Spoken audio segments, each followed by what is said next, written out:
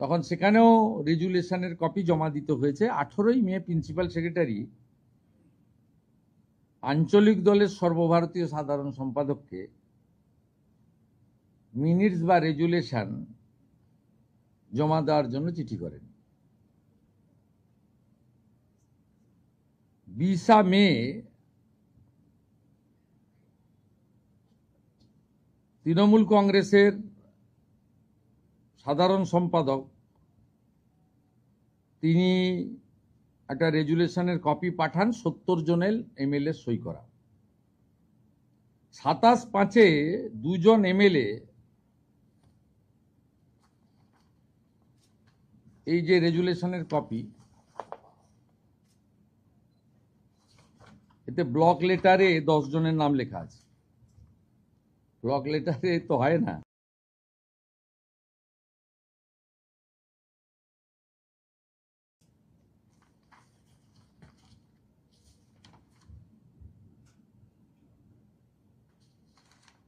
এখানে 2জন এমএলএ মাননীয় ঋতব্রত বন্দ্যোপাধ্যায় এবং সন্দীপন সাহা, তারা অভিযোগ করেন, বলে দিচ্ছি অভিযোগটা কি। 2 MLAs of AITC submitted a complaint to the Honorable Speaker alleging that no resolution was adopted with regard of selection of LOP on 6/5/2026. They had signed in the meeting resolution book on 19/5/2026. The complaint alleged that the resolution dated 6/5/2026 was manufactured and fabricated. The complaint mentioned that as many as 14 signatures were in block letters. টিএমসির 2জন এমএলএর অভিযোগের ভিত্তিতে স্পিকারের নির্দেশে principal secretary hair street থানায় একটি FIR করেন এবং home সেক্রেটারির নির্দেশে আমার অনুমোদনে পুলিশ মন্ত্রী হিসেবে এটাকে সিআইডিতে দিয়ে দেয়। সিআইডি 13 জন এমএলএকে ইনভেস্টিগেট করে উইথ ভিডিও ফটোগ্রাফি অ্যান্ড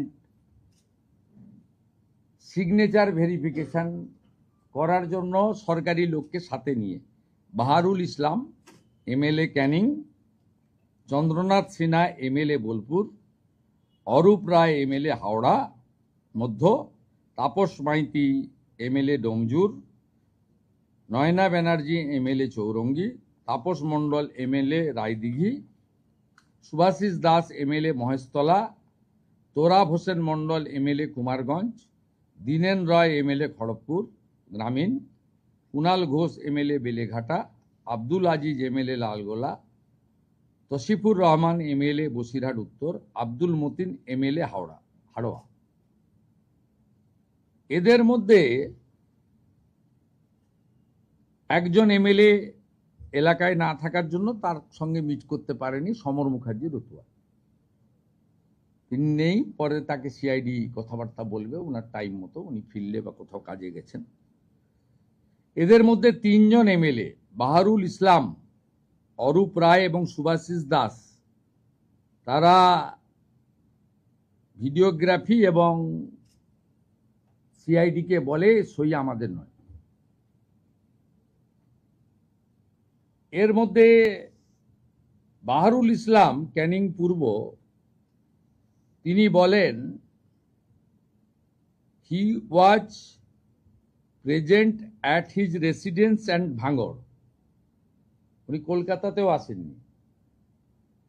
এদের যে হেরে যাওয়ার পরে চুরির অভ্যাস কাটেনি, যে স্ট্যাম্পড ভেটারান চোর এরা,